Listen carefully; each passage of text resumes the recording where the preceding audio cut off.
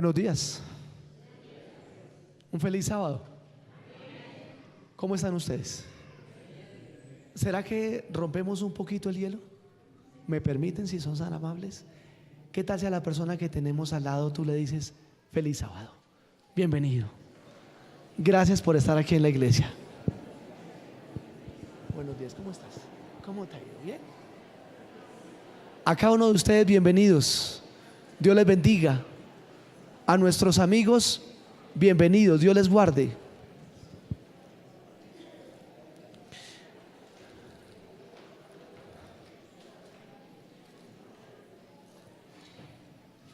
Ahora sí, nuevamente les saludo. Mis queridos, un feliz sábado. Puedo solicitarle nuevamente el saludo y, si es posible, con ese feliz sábado, decirle al centro de Bogotá que Cristo viene pronto. Hermano, feliz sábado.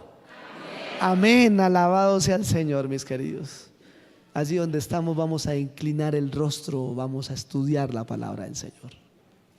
Amado Padre, tu palabra va a ser abierta en esta mañana. Tu palabra, eterno Dios, va a ser expuesta.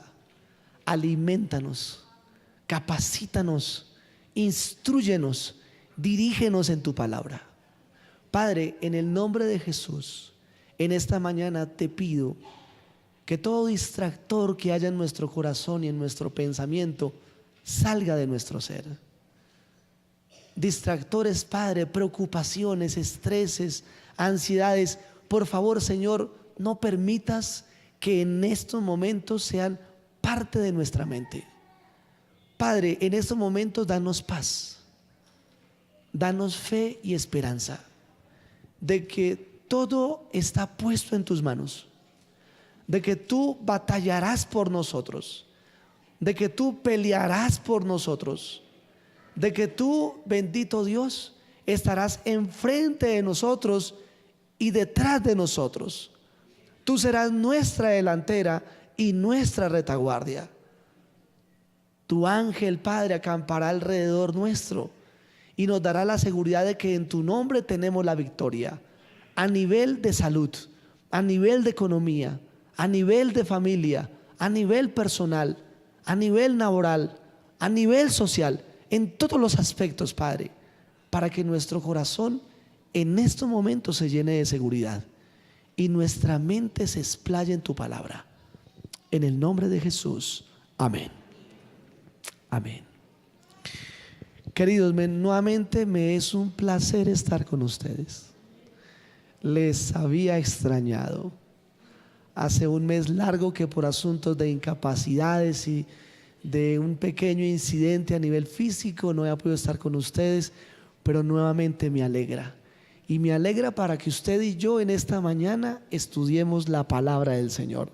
Así que, si son tan amables, mis queridos, Biblias en mano, si me hacen el favor. Muchísimas gracias. Vamos a ir al libro de Nehemías. El capítulo 8 de Nehemías, el versículo 6, el verso 8 y el verso 13. Nehemías 8, 6, 8 y 13. Bendijo entonces Esdras a Jehová, el Dios grande, y todo el pueblo respondió amén. Perdón, el pueblo no ha respondido amén. Amén. ¿El Dios es grande? Amén. Alzando sus manos y se humillaron y adoraron a Jehová, inclinándose en la tierra. Verso 8. Leían el libro de la ley de Dios claramente, ponían en él el sentido de modo que entendiesen la lectura. Me encanta este verso. Ponían todo el sentido en la lectura de la palabra de tal manera que lo entendiesen. Verso 13. Al día siguiente se reunieron las cabezas de la familia de todo el pueblo, sacerdotes y levitas, y aún Esdras, el escriba, para entender las palabras de la ley. Mi querido, si hay un tiempo en el cual la iglesia con urgencia necesita sacar el espacio para leer la Biblia y entenderla, es hoy. Si hay un tiempo en que la iglesia necesita sentarse a leer con entendimiento la escritura, la palabra de Dios, es hoy. Hoy el tema es titulado La salvación desde la perspectiva de Daniel capítulo 7. De hecho, mis estimados, entraremos dentro de 8 días en una semana de evangelismo, conferencias. Viene un pastor de Venezuela, su nombre es César Amorocho. Dentro de 8 días estará con nosotros por la gracia del Señor. Y pasada la semana de evangelismo, a partir de el primer sábado de junio, ese primer sábado de junio, el tema es titulado La salvación desde la perspectiva de Daniel capítulo 9. Yo pregunto en esta mañana, ¿quiénes anhelan ser salvos? Levante la mano todos los que desean ser salvos. Amén. Posiblemente los que no lo levantaron ya somos salvos. Amén, alabados al Señor. No, es un momento de impasse, perdona. Quiero que por favor, entendiendo ese anhelo de salvación, tú por favor me acompañes a cómo inicia el capítulo 7 de Daniel. Y el capítulo 7 de Daniel inicia de la siguiente manera: en el primer año de Belsasar, rey de Babilonia, tuvo Daniel un sueño y visiones de su cabeza mientras estaba en su lecho. Luego escribió el sueño y relató lo principal del asunto. Ahora, yo quiero que por favor, teniendo en cuenta esto, Daniel inicia diciendo: en la noche, allá en mi mente, hubo sueños y hubo visiones. Yo escribí lo principal del asunto. Pero ahora en Daniel, el capítulo 12, nos dice lo siguiente.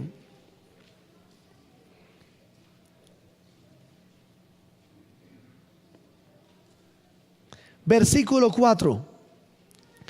Pero tú, Daniel, cierra las palabras y sella el libro. ¿Hasta qué tiempo? Muchos correrán de aquí para allá y la ciencia aumentará. En otras palabras, llamémoslo así, lo que Daniel está escribiendo en Daniel capítulo 7 es ¿para qué tiempo? ¿Para qué tiempo, perdón? Para hoy. Para hoy. Así que vamos a iniciar con lo siguiente. El solo versículo 1 me da un tema extenso para hablar. Sin embargo, voy a ser conciso en esa introducción. Escúchame muy bien, mi querido. El sueño de Dios es salvarte. Los planes de Dios es que tú seas salvo. Dentro de la misericordia de Dios está la salvación para el ser humano. Dentro del plan de Dios está la salvación para mi hogar.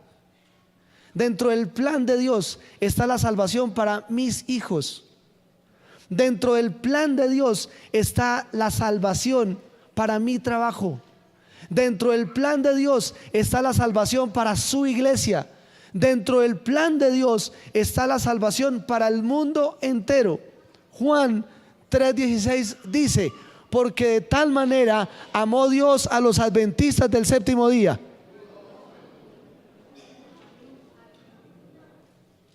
Porque de tal manera amó Dios a los católicos. Porque de tal manera amó Dios a los pentecostales. Porque de tal manera amó Dios al mundo, que dio a su Hijo unigénito, para que todo aquel que en Él cree no se pierda, mas tenga vida eterna. Oh, mi estimado, Dios anhela salvarte. Dios desea salvarte. De hecho, mis estimados, el problema del hombre es que no entiende el concepto de salvación desde la perspectiva de Dios. Al hombre le han enseñado que para salvarse debe hacer cosas. Voy a dejarlo claro en esta mañana, hermanos y miembros de la Iglesia Adventista del Séptimo Día, aún para las personas que nos ven a través del internet, en nuestro canal Vive Sin Temor. El hecho de que yo guarde el sábado no me hace salvo. Vuelvo y lo repito, hermanos, por favor no me hagan apedrear.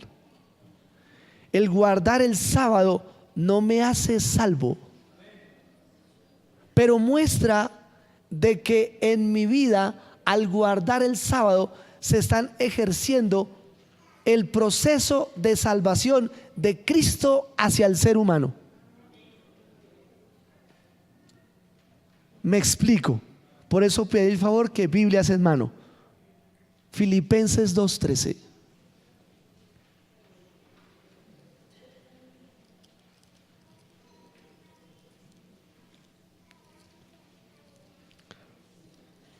Filipenses 4:13 dice: todo lo puedo en Cristo que me fortalece. Pero Filipenses 2:13 me dice lo siguiente: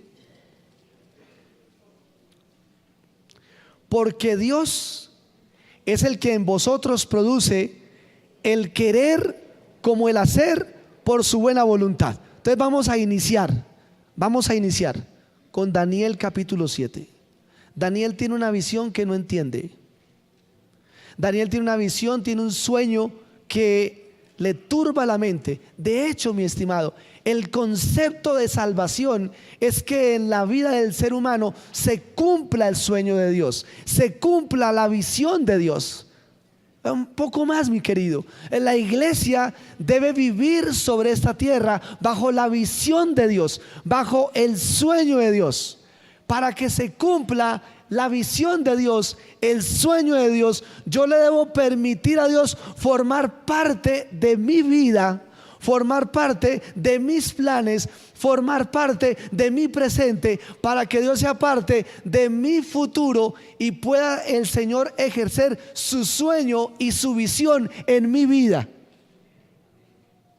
El hombre está acostumbrado a planificar, a soñar y avanzar, pero muchas veces el andar del hombre en el camino que escoge no es el sueño de Dios, no es el plan de Dios.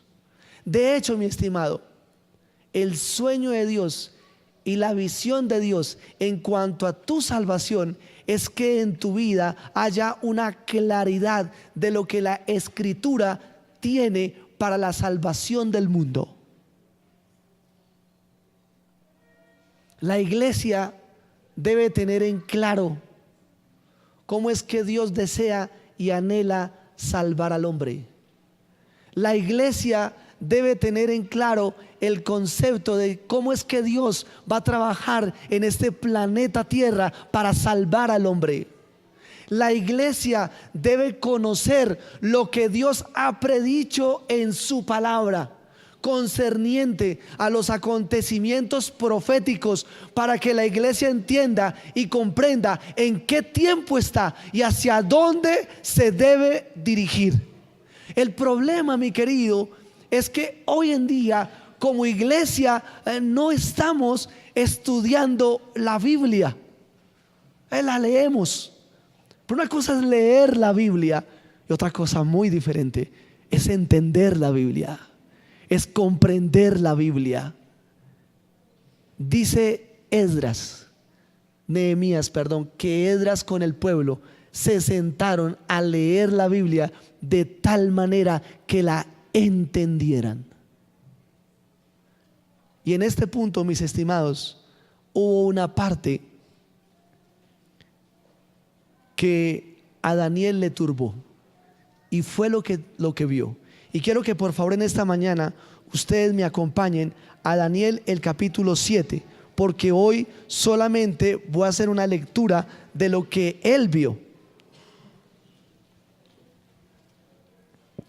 Daniel 7, verso 4 al 8 dice así. Él dice, vamos a leer desde el 3, que él vio 4 bestias grandes.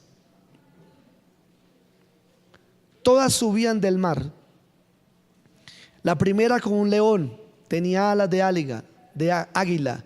Yo estaba mirando hasta que sus alas fueron arrancadas y fue levantada del suelo y se puso enhiesta sobre sus pies a manera de hombre y le fue dado corazón de hombre.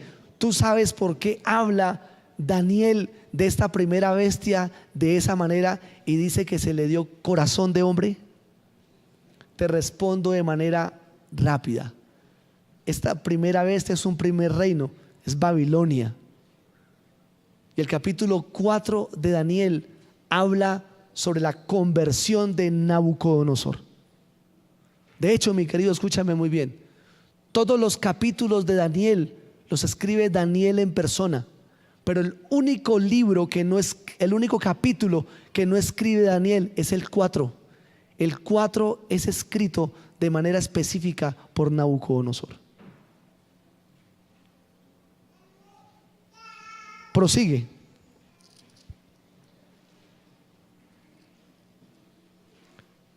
He aquí otra segunda bestia semejante a un oso, la cual se alzaba de un costado más que del otro, y tenía en su boca 3 costillas entre los dientes. Y le fue dicho así: levántate y devora mucha carne. Después de esto miré, y aquí otra semejante a un leopardo, con 4 alas de ave en sus espaldas. Tenía también esta bestia 4 cabezas, y le fue a dominio. Después de esto miraba yo en la visión de la noche, he aquí una cuarta bestia, espantosa, terrible en gran manera, fuerte, la cual tenía unos dientes grandes de hierro, devoraba, desmenuzaba, y las sobras las hollaba con sus pies. Era muy diferente de todas las bestias que vi antes de ella. Tenía 10 cuernos. Mientras yo contemplaba los cuernos, he aquí que otro cuerno pequeño salía entre ellos, y delante de él fueron arrancados 3 cuernos de los primeros, y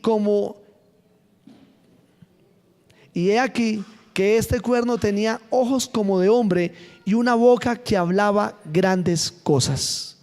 Estuve mirando hasta que fueron puestos tronos, y se sentó un anciano de días, cuyo vestido era blanco como la nieve, y el pelo de su cabeza como lana limpia.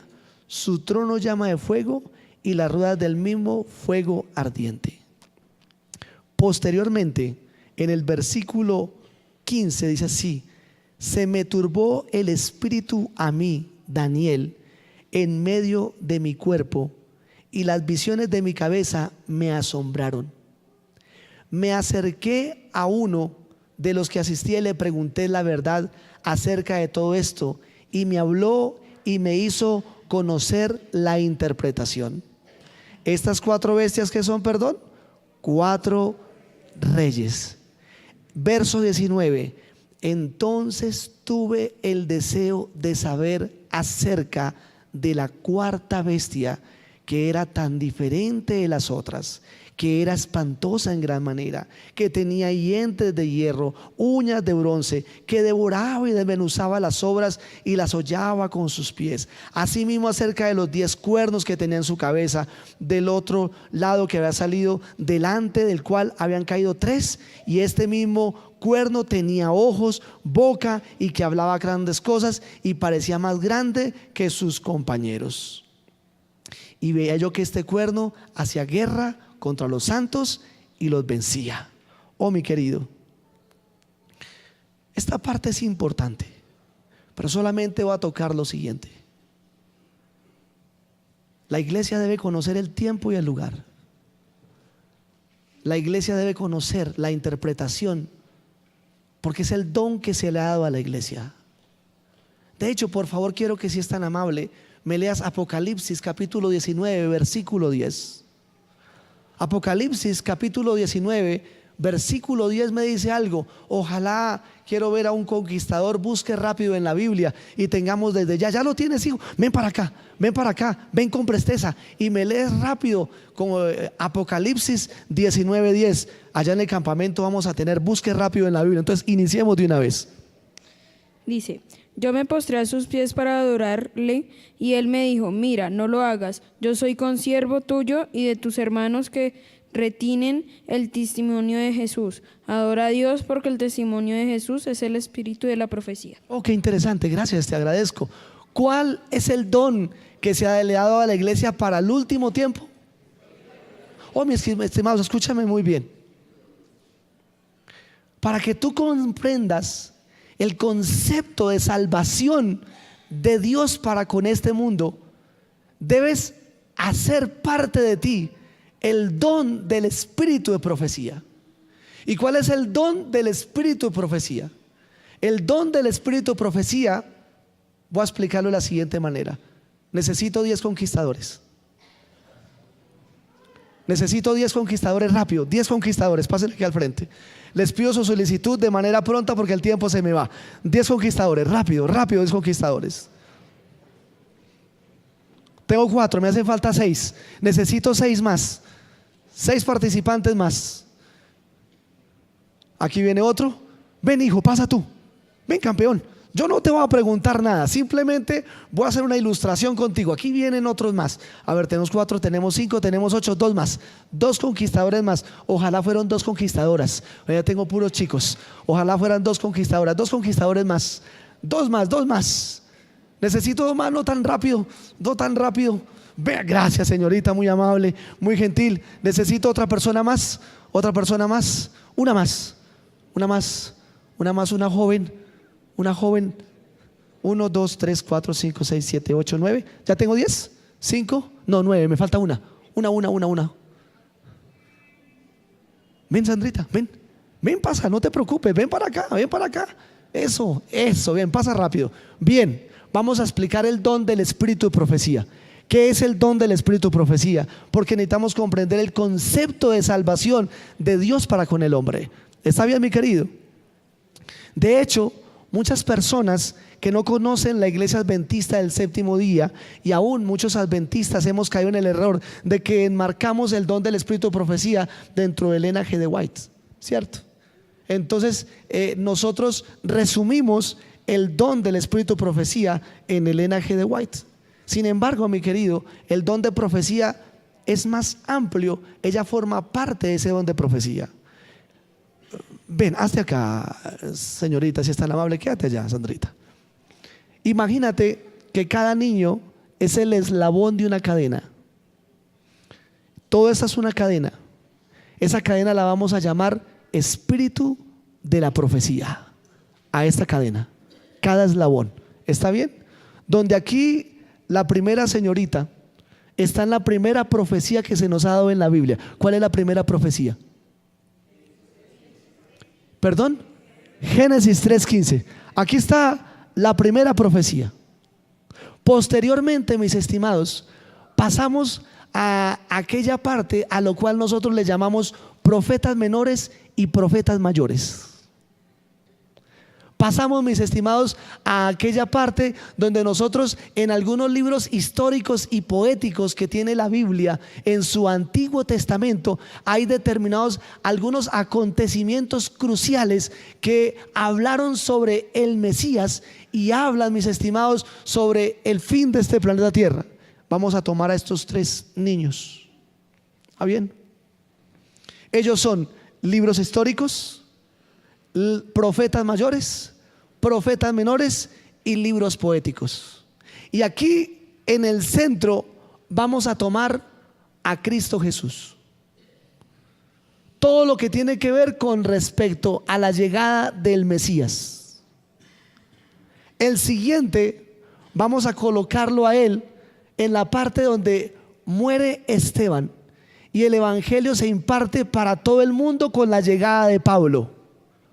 Y de aquí en adelante, mis estimados, vamos a colocar a todos los acontecimientos que la Biblia ha predicho en sus acontecimientos desde el pasado hasta nuestro presente. Entonces les presento a las 7 iglesias, con sus 7 sellos y con sus 7 trompetas. Les presento al cierre de tiempo de gracia y la segunda venida de Cristo. Les presento al milenio y fin del milenio. Y les presento a la nueva Jerusalén, que queda implantada sobre este planeta Tierra después de los 1000 años. Y muere el pecado, raíz y rama. ¿Cómo se le llama a toda esta cadena? ¿Cómo se le llama a toda esta cadena? ¿Cómo se le llama a toda esta cadena? Aquí está Daniel, preocupado, porque ve que en el futuro se levantará un poder que lo ve terrible, que en su descripción, en su parte cultural, en lo que él conoce en esos momentos, en lo que él entiende en esos momentos, lo que hace el Señor Jesús es tomar la cultura que tiene Daniel y a través de esa cultura explayar la visión para que Daniel la acople a lo que a él se le facilita para entender. Si a Daniel se le mostrara un metro como los que nosotros tenemos hoy en las grandes ciudades o un Transmilenio, Daniel no lo hubiese entendido. Daniel lo único que pudo entender de cuando vio el metro, cuando vio el Transmilenio, cuando vio los aviones, cuando vio los vehículos, lo único que pudo entender y decir fue lo siguiente: y la gente correrá de aquí para allá y la ciencia aumentará. Fue lo único que pudo entender y lo expresa en esas palabras. Me hago entender porque él necesitaba en su lenguaje que él al escribir la gente comprendiera el plan de salvación. Quiero que por favor, después de haber descrito a esa bestia tan terrible, tú veas conmigo Apocalipsis el capítulo 13. Apocalipsis el capítulo 13.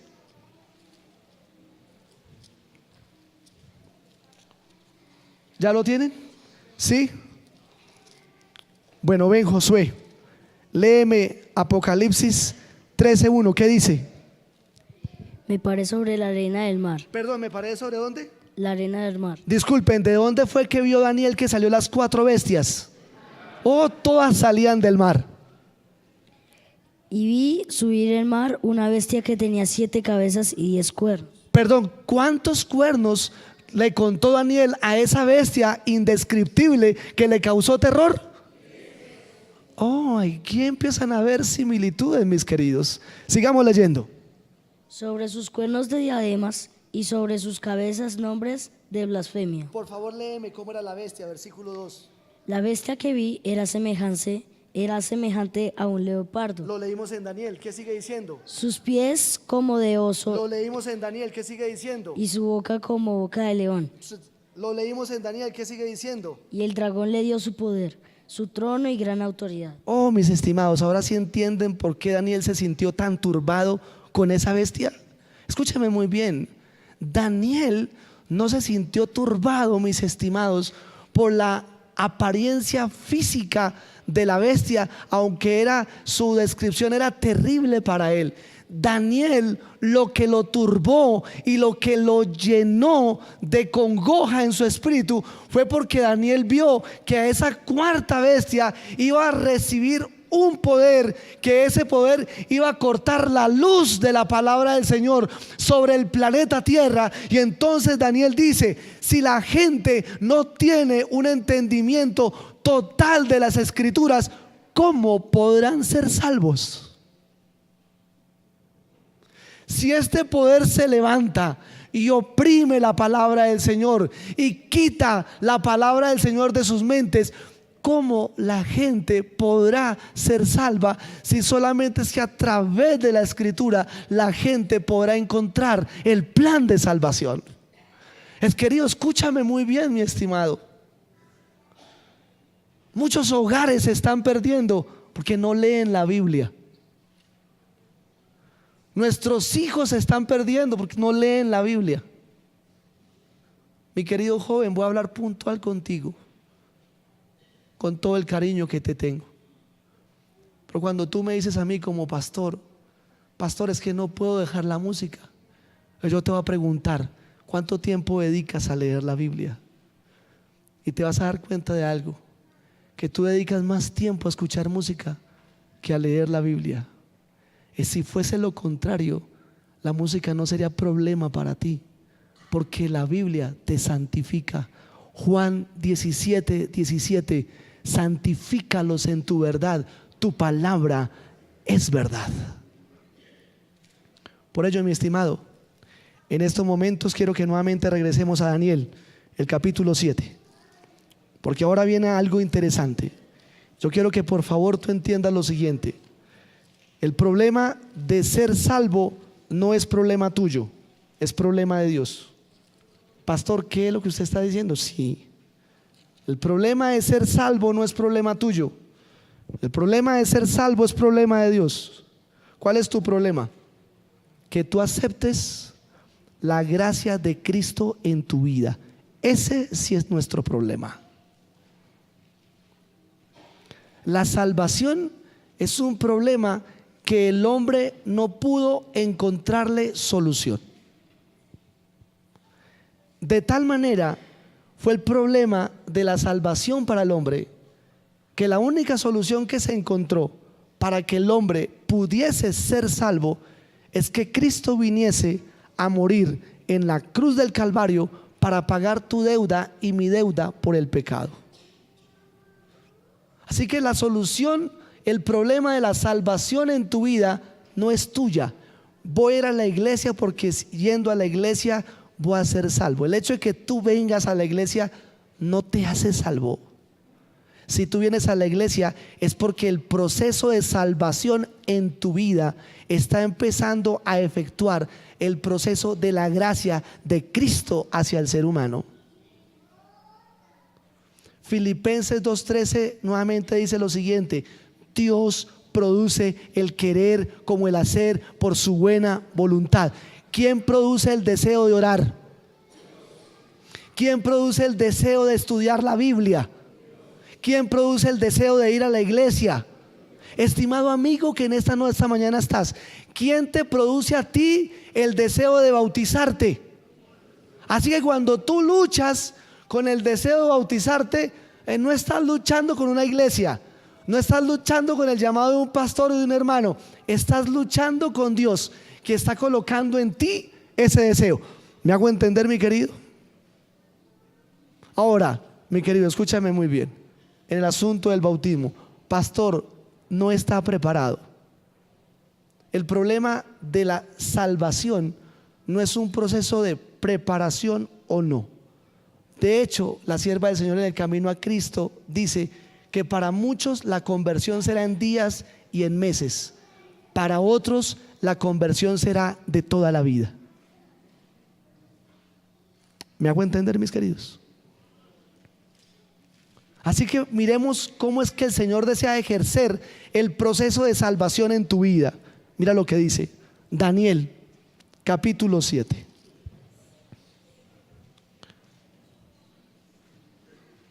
Estuve mirando hasta que fueron puestos tronos, y se sentó un anciano de días cuyo vestido era blanco como la nieve, y el pelo de su cabeza como lana limpia, su trono como llama de fuego, y las ruedas del mismo fuego ardiente. Verso 13: mientras yo miraba en la visión de la noche, he aquí con las nubes del cielo. ¿Quién es ese que viene en las nubes? Uno como hijo de hombre, que vino hasta el anciano de días, y le hicieron acercarse delante de él. ¿Y qué le fue dado a este que vino como hombre? ¿Qué le fue dado? Dominio. ¿Qué más? Gloria. ¿Qué más? Reino. Para todo, ¿para quiénes? Para todos los pueblos, naciones, lenguas le servirán. Su dominio es ¿qué? Dominio eterno, que nunca pasará, y que su reino nunca será destruido. Estimado, voy a tratar de ser muy conciso en 6 minutos que me quedan. Mi querido, ¿cuál es la solución para la salvación del hombre? ¿Perdón? Perdón, ¿me lo repites nuevamente así? Gracias, hermana Nelly. ¿Cuál es la solución para la salvación del hombre? Por favor, repitámoslo con fuerza. ¿Cuál es la solución para la salvación del hombre? Me dice la Biblia, escúchame muy bien, mi querida, que solamente Jesús puede cambiar el corazón de tu esposo, porque a él se le dio dominio y autoridad y reino. Me dice la Biblia que solamente Jesús puede cambiar el corazón de nuestros hijos.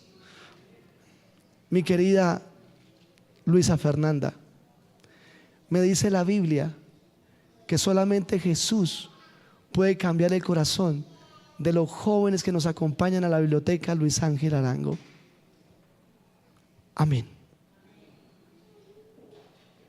Por tanto, ¿cuál es nuestro deber?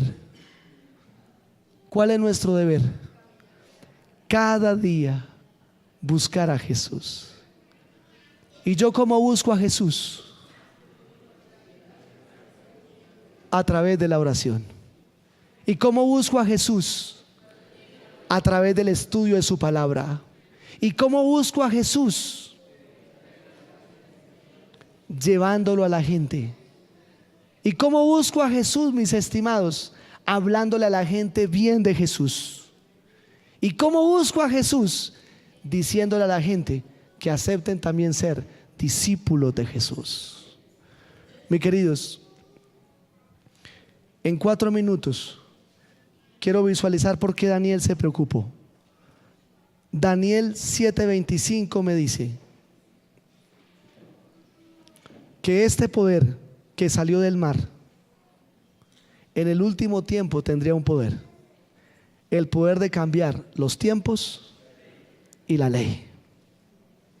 Yo quiero que por favor, mi querido, si es tan amable, tomes allí papel y lápiz y escribas. Me hubiese gustado con el busque rápido en la Biblia con todos los niños, pero ahorita el último versículo. Anóteme en 4 textos. ¿Por qué, mi estimado, no es el domingo sino el sábado? Mateo 28, 1 y 2.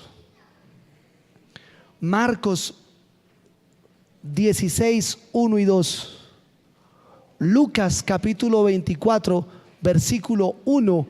Y Lucas capítulo 23, versículo 56. Juan capítulo 20, versículo 1. Allí me habla, mi querido, en estos 4 textos, te lo repito, por amistad y cariño a Luisa Fernanda. Mateo 28, versículo 1. Marcos 16, 1. Lucas 24, 1 y 23, 56 en adelante. Y Juan capítulo 20, versículo 1. Posteriormente, mis estimados, por favor anoten este otro texto. Éxodo capítulo 31, versículo 18. Éxodo 31, 18 me dice que Dios escribió los 10 mandamientos con su mano. ¿Cuáles mandamientos? Escribió las tablas del pacto, perdón. Deuteronomio capítulo 10, versículo 3 y 4 me dice, mi querido, que lo que Dios escribió en esas tablas fueron los 10 mandamientos. Deuteronomio 10, 3 y 4. Posteriormente me dice, mi querido, que allá en el cielo, Isaías capítulo 66, versículo 22. Así como los cielos nuevos y la nueva tierra que yo hago permanecerán ante mí, dice el Señor, así permanecerán vuestros descendientes y vuestro nombre. Sigue leyendo. Y de mes en mes y de sábado en sábado vendrán todos a adorar ante mí, dice el Señor, y saldrán y verán los cadáveres de los hombres que se rebelaron contra mí. Mis queridos, ¿qué día guardaremos en el cielo? Ahora, ¿por qué guardaremos el sábado, en el cielo el sábado? ¿Para ser salvos? En el cielo ya somos salvos.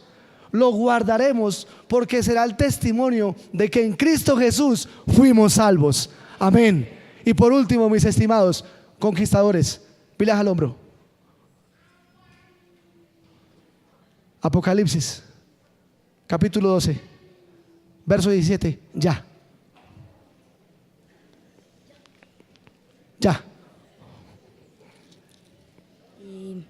Entonces el dragón se airó contra la mujer y fue a combatir el resto de sus hijos, los que guardaron los mandamientos de Dios y tienen el testimonio de Jesús. Oh, mis queridos, ¿cuál es la última batalla de ese poder que Daniel vio en Daniel el capítulo 7? ¿Cuál es la última batalla? La última batalla es conocimiento de la palabra del Señor. Y dice Apocalipsis 12:17, y el dragón se llenó de ira contra la mujer, contra su iglesia, y se fue a hacer guerra contra ella. La que lee la Biblia y en la Biblia encuentra los mandamientos de Dios y tiene el conocimiento del espíritu de la profecía. Amén. Vamos a colocarnos en pie, mis queridos. Conquistadora, muchas gracias, muy amable. Allí va Génesis por la gracia del Señor, y allí Apocalipsis por la gracia del cielo. Vamos a regresar a nuestros puestos, conquistadores.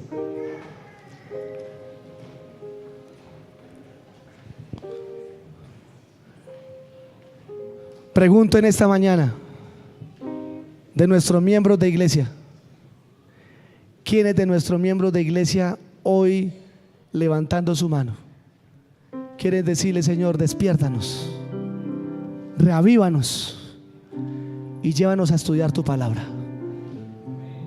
Amén. Ahora hago una invitación para nuestros amigos de iglesia, porque me gustaría orar por ti. Amigo de nuestra iglesia, ¿te gustaría ser salvo?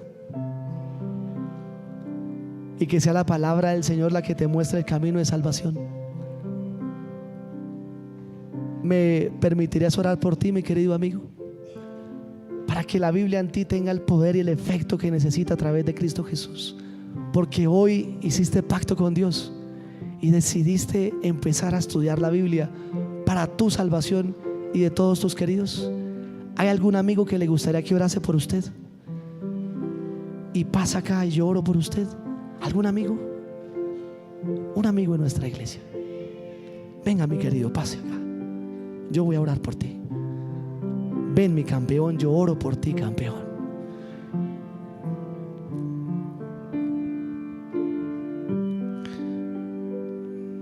¿Saben, mis queridos? Ustedes dirán en estos momentos: ah, pasó un niño, pastor. Este pequeñuelo de sus padres se despide a las 7 de la noche y los vuelve a ver hasta las 10 de la noche, a veces hasta el otro día, y se queda donde nuestras hermanas Cárdenas. Ellas han sido sus tutoras espirituales. Él no tiene un papá que le diga: vamos a orar. Él no tiene una mamá que le diga: vamos a orar. Simplemente cuando llega donde las hermanas Cárdenas, ella les dice: ¿te gustaría ir con nosotros a la iglesia? Ya ha participado y ya ha realizado actividades en nuestra iglesia, y ahora hoy pasa. Y yo quiero que por favor tú me ayudes a orar por los papás de él, para que juntos sean salvos y este pequeñuelo sea el medio por el cual sus padres sean salvos. Amén. Amén. Vamos a orar por nuestros amigos. Es que el amigo siempre se queda, la visita se va, y yo no quiero que ustedes se me vayan. Yo quiero que ustedes siempre queden aquí en la iglesia. ¿Tendré algún otro amigo que le gustaría que se ore por usted? ¿Otro amigo más? Yo voy a orar por ti. ¿Te gustaría, mi querido amigo? Allí en el balcón tendré algún amigo que le gustaría que se ore por usted. Valientemente pasas acá, yo simplemente oro por ti, para que la Biblia haga ese efecto que necesita tu corazón. Gracias, princesa. Gracias, pequeña. Dios te guarde. Gracias, Isabelita. Dios te guarde, princesa. ¿Habrá algún otro amigo? Por el papá también. Vamos a orar por el papá también. ¿Habrá alguien más que le gustaría que orase por usted? ¿Me lo permite, mi querido amigo o amiga de iglesia? Yo oro por ti, para que Dios bendiga tu hogar a través del estudio de la palabra del Señor. Bien, vamos a orar, mi querido. Amado Padre, en estos momentos, eterno Dios, te damos gracias por los amigos que han pasado aquí al frente y por todos nuestros amigos que quedaron en sus puestos, para que su corazón, Padre, sea reavivado y despertado por el estudio de la palabra del Señor. Señor, llena su corazón de ánimo y deseos de leer tu palabra, y que así, Padre, como estos niños pasaron como ejemplo de una cadena que es el don del espíritu de la profecía, eterno Dios, y posteriormente ellos con agilidad y destreza buscaban en la Biblia y leían, oh Padre celestial, así también desde hoy en nuestros hogares, eterno Dios, con rapidez, con premura, con ardor en nuestro corazón, busquemos con agilidad y destreza en tu palabra. Tu luz nos ilumine, nos llene de conocimiento y nos haga partícipes de tu salvación. Y en el nombre de Jesús, nuestras vidas sean transformadas, porque tu palabra efectúa ese cambio en nosotros.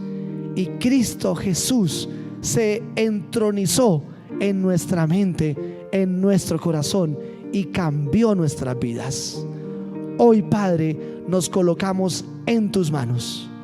Nuestros hogares, nuestros trabajos, nuestra salud, nuestra salvación, la dejamos en tus manos, en el nombre de Jesús. Amén. Amén. Muchas gracias, mis queridos, muy amables. Pueden tomar asiento. Mis queridos amigos, Dios me los bendiga. A las niñas, Dios me las bendiga. Dios me los guarde.